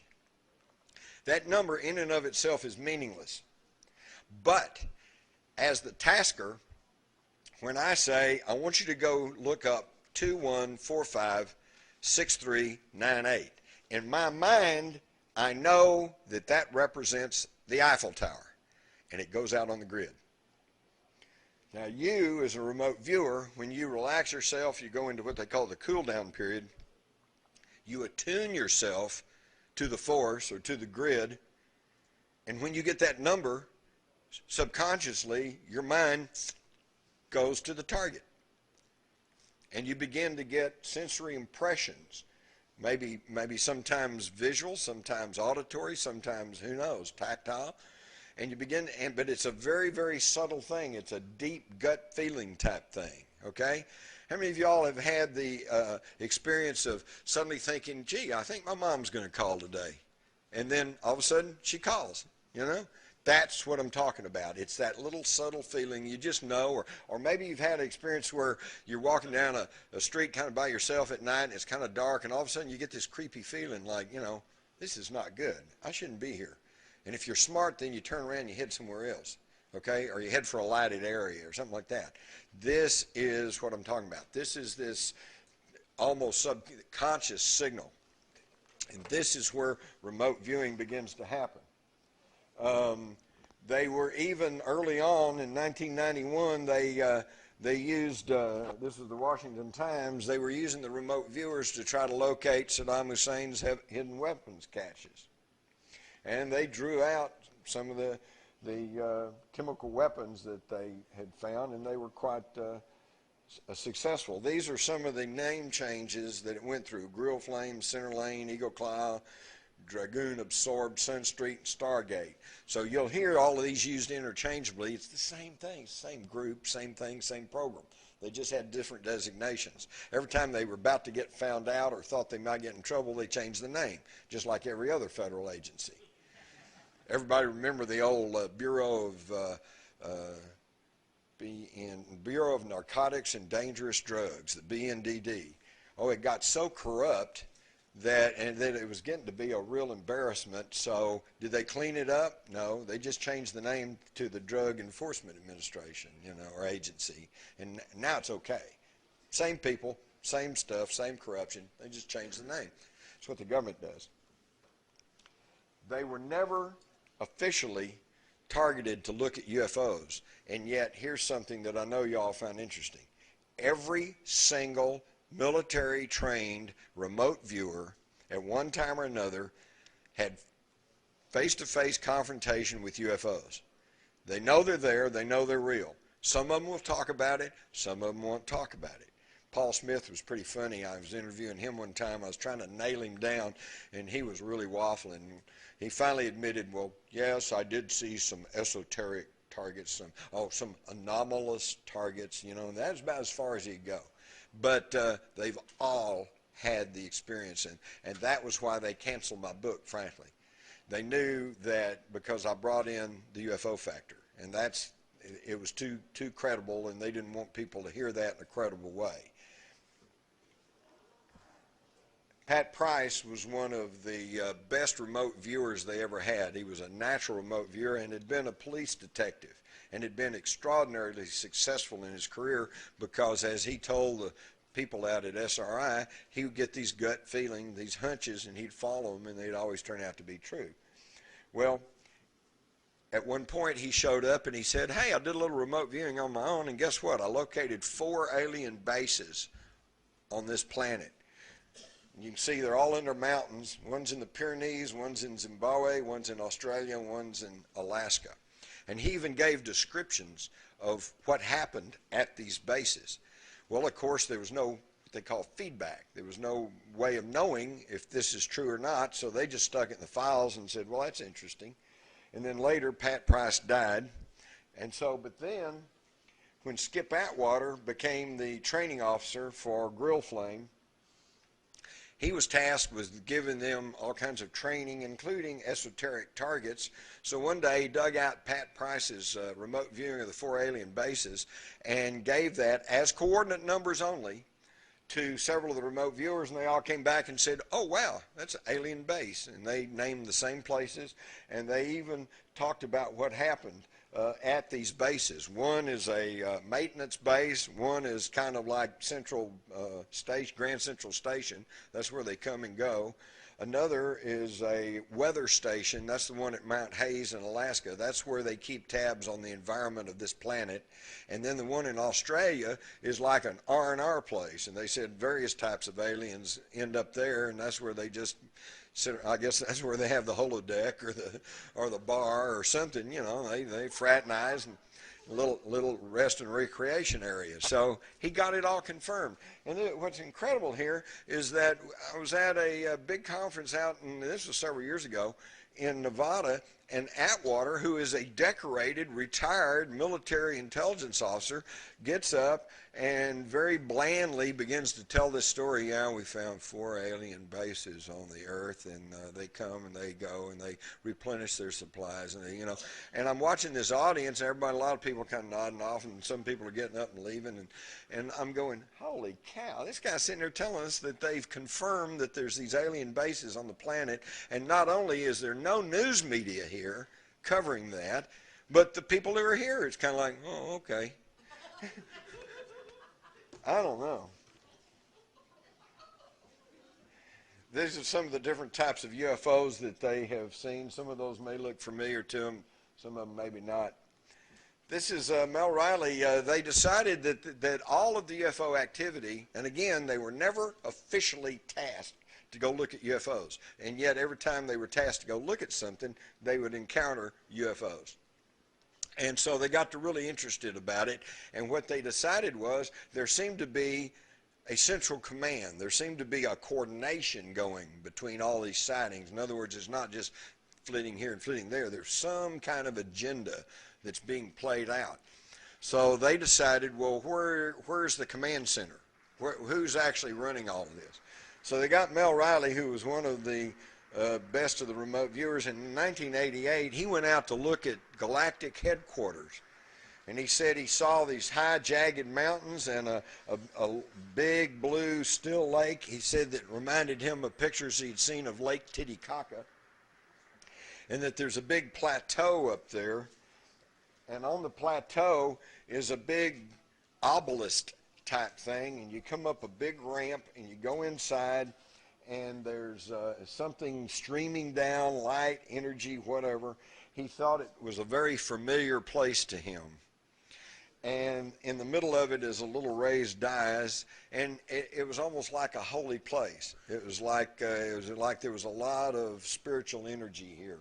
And this was galactic headquarters, whatever it is, for whatever that is. I'm just telling you what was reported.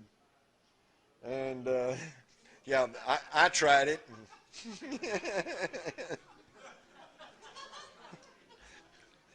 Actually, the first time I tried remote viewing myself, I really did actually pretty good. I was going to New Mexico, and they told me I was going to there's company's headquarters. So I sat down, and I had a little leg up on the whole thing because years earlier I had done a story on transcendental meditation.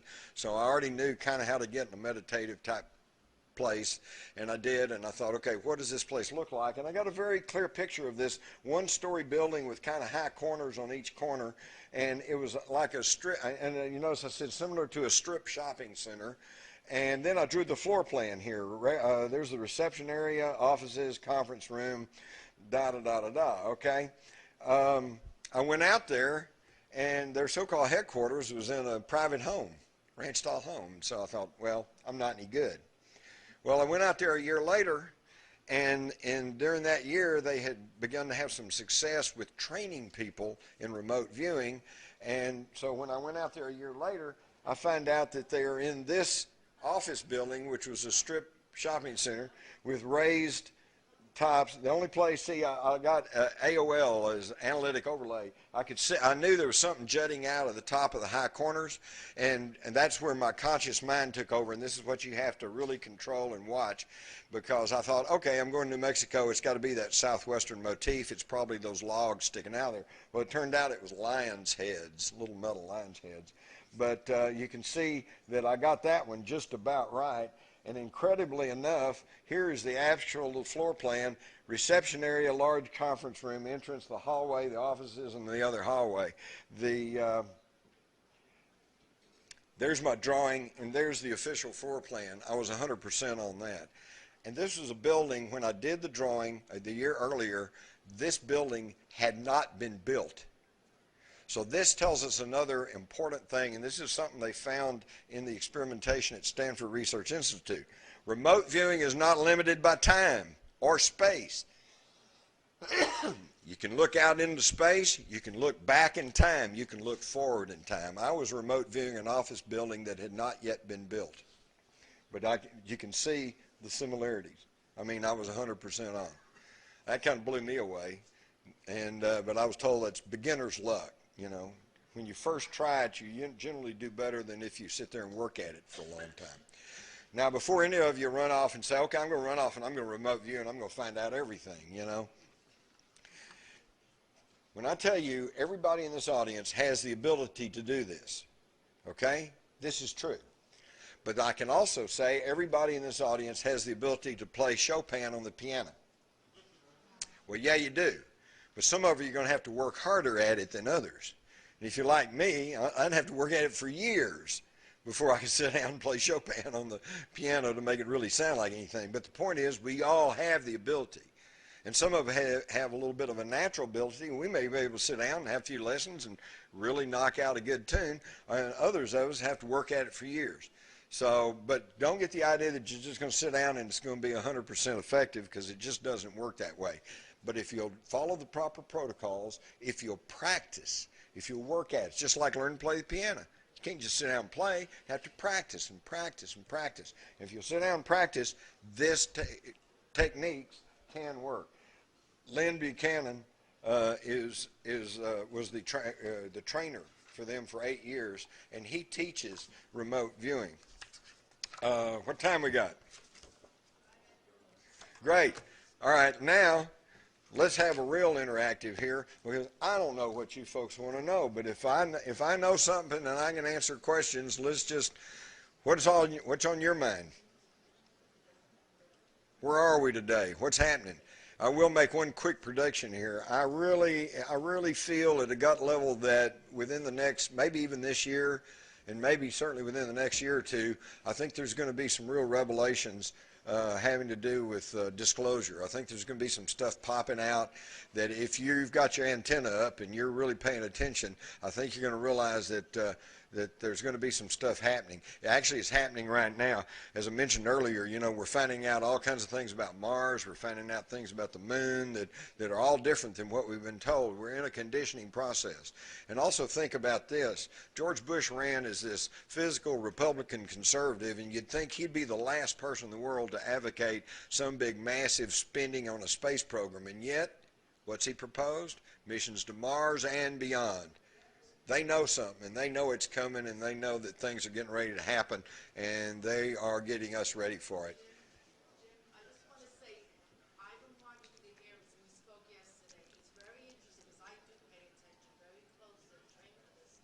All of a sudden, they started to identify themselves triangles, or the Belgian calls them the Vulcans. Bush has been coming out and calling himself that we are the Vulcans. The Vulcans? The Vulcans, V-U-L-C-A-N-S. Okay. And this is the first time, every time he talks about Mars and anything else, Belgium and Europe keeps talking about the triangles. Right. The silent Vulcans. Bush has been identifying himself as one of the Vulcans. Well, that's pretty incredible. Yes, ma'am. What happened to David Hudson? That's a good question. I'm still trying to get in touch with him, and I keep getting these. He's kind of disappeared. He basically, what happened was he was trying to raise a lot of money to build a manufacturing plant to start producing the monatomic white powder that he was going to try to provide to the people of the world, for the benefit of the people of the world. And the next thing you know, the federal government's all over him, and the FCC and the Federal Trade Commission and blah, blah, blah, blah, blah. And the next thing you know, he kind of drops out of sight. And nobody seems to know exactly what's happened to him. I keep hearing that he's still alive and well, doing okay up in Montana or Wyoming, someplace like that. But every time I try to get in touch with him, I can't ever seem to connect. Anybody knows how to get in touch with David Hudson, please let me know. Yes, sir. Implications of this topic to current presidential politics. The two leading candidates for president. Okay, yeah, the two leading candidates for president. You can vote for Skull or you can vote for Bones. Okay?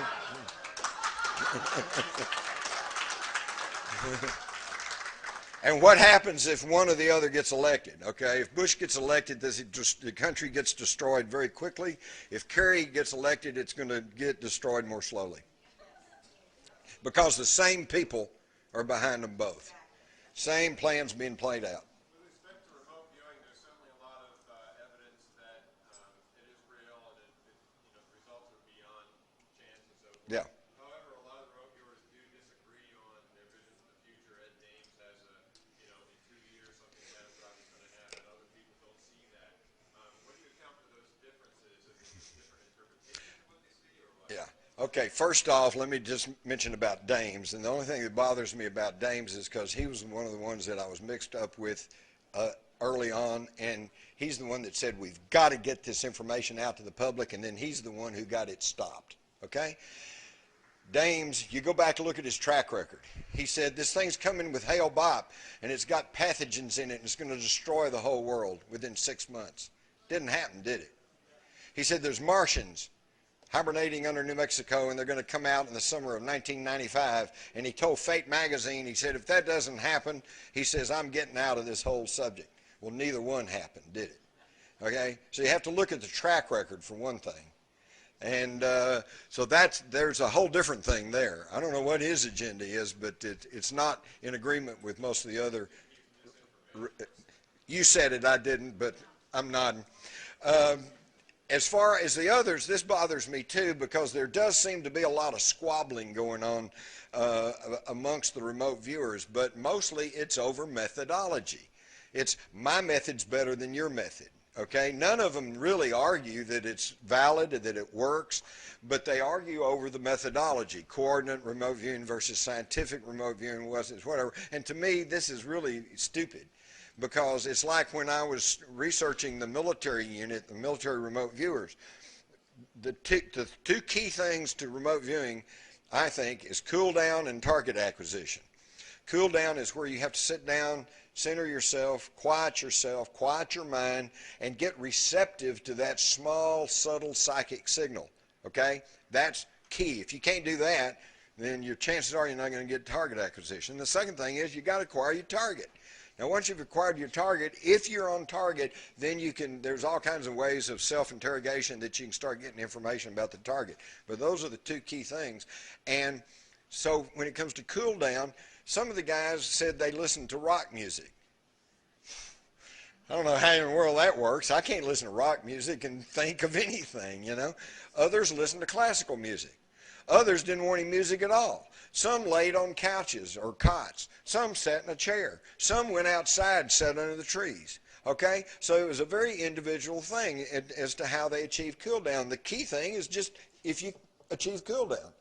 Target acquisition the same way. There's various things. Some people envision, what was this TV show where they would jump between alternate dimensions?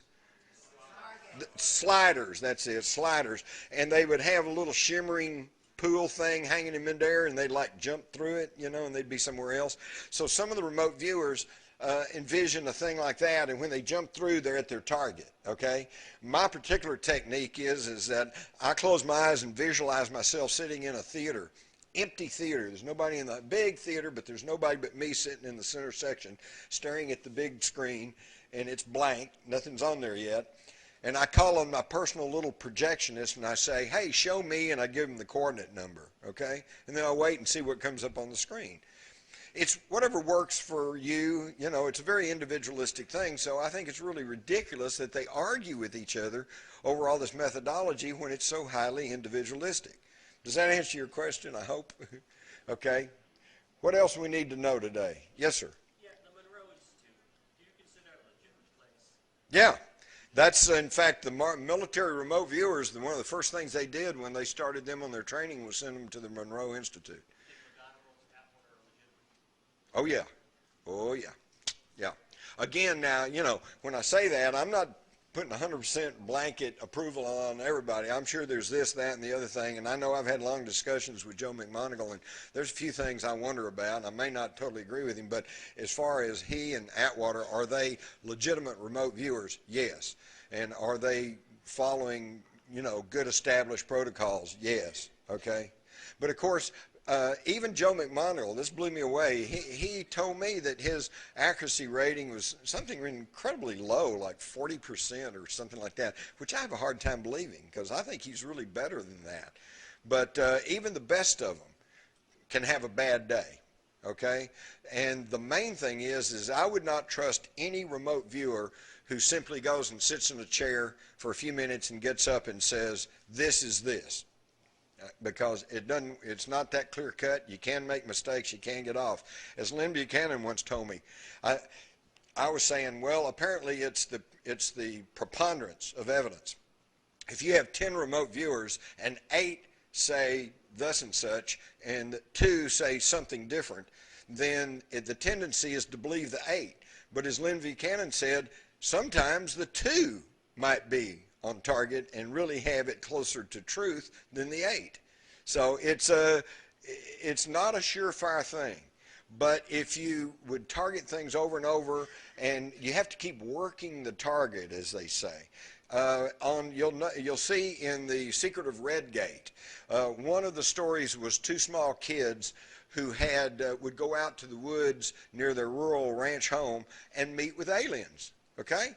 Well, we wanted to know what the remote viewers had to say about that. We had 8 remote viewers, okay? And in this case, it was a triple blind test. In other words, we wanted to know what happened to the kids in the woods. That was the target. What happened to them in the woods? So then a target number, coordinate number, was worked up, sent to a tasker who did not know the story, did not know the object of the test, only had the coordinate number, who then passed the coordinate number to the monitor, who did not know anything except just this number, who then passed the number to the viewer. All 8 viewers came back to one degree or another with one detail or another saying these are 2 small children who went in the woods and met aliens. Bingo.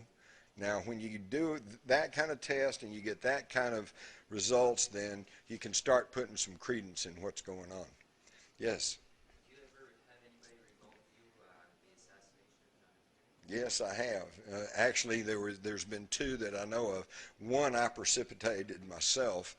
We were getting ready to, way back when I was working on Sci-Spies, and Mel Riley was part of that, by the way. And we got right up to the time. Basically, I said, I just want to see a remote viewing session so I can just see what it looks like in operation. And it's really not much to look at. You see a guy, 2 people sitting at a table, and the guy's got some paper and a pencil, and he's looking around and he scribbles stuff. You know, it's really not any big deal, except it's the results. And just as the thing was about to begin, you know, I told the monitor, Riley couldn't hear this. I said, have you remote view the Kennedy assassination? So he starts off, and he gets the coordinate, and he starts off making his ideogram, and he's making kind of like this little S curve thing, you know. I'm thinking, what is that about, you know? And he's going, yeah, okay, I'm on target. He says, okay, seems like there's rustlings, maybe leaves, maybe a crowd of people, blah, you know, blah, blah, blah.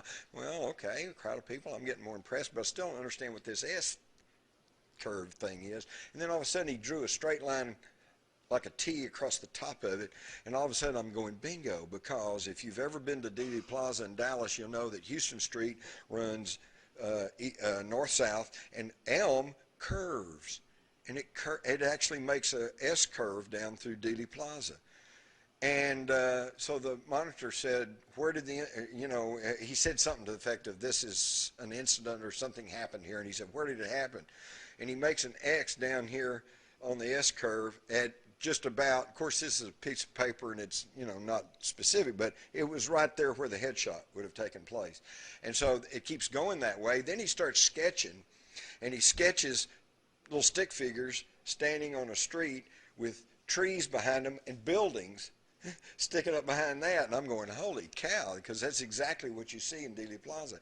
And then about that time, Riley says, I want to call I forget what they call it, some kind of break. I got a break. And he goes outside to smoke a cigarette, and he was obviously kind of shaken up, okay? Something had really disturbed him. And when he comes back in, the monitor says, you know what the target is, don't you? He said, yes, it's the Kennedy assassination. And it blew him away because he had been in the military his whole life. He had never read or studied anything about the assassination. He had always believed the government that, you know, Oswald did it and that was it. And what he was seeing was shots coming from different directions.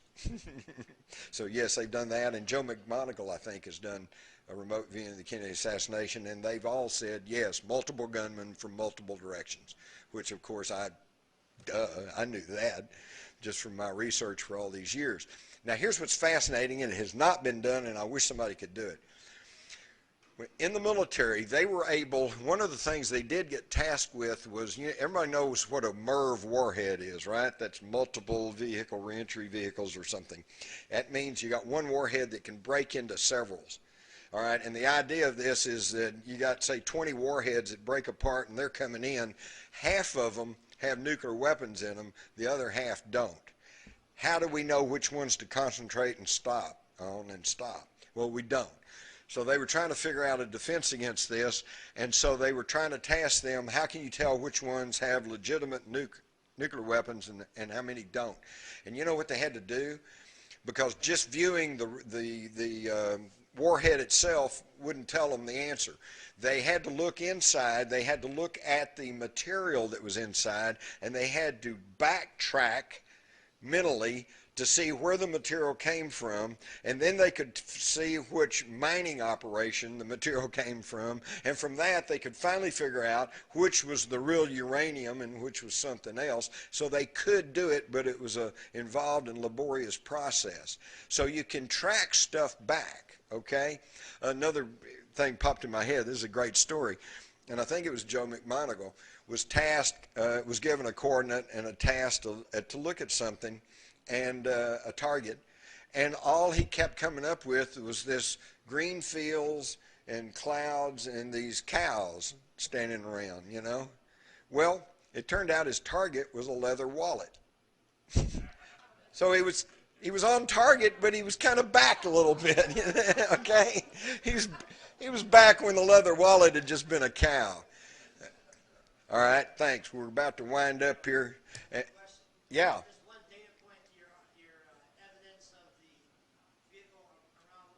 Yeah. A month ago, it's either Odyssey or Spirit photographed in the sky an object circling Mars. It was elongated and circling. So they answer you. Yeah, there's lots of interesting stuff on Mars that we either haven't found yet or they're not telling us about.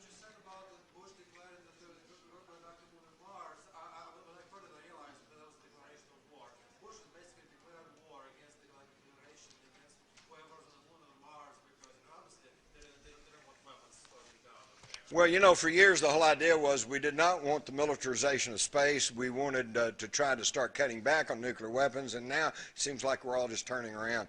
But by the way, I'm going to leave you with this. I don't have any personal animosity towards President Bush because as I see him, he's a post-turtle, okay? A post-turtle. Down in Texas, you drive down an old backcountry road, and you know, there's not a lot to do back in the rural areas. So one of the gags is you find a turtle and you stick him up on a fence post, you know, and he's up there wobbling around. Okay, so that's a post turtle. And when you see a post turtle, you realize that he didn't get there by himself. Okay, somebody put him up there, and he can't do anything while he's up there. And all you really want to do is help the poor creature down.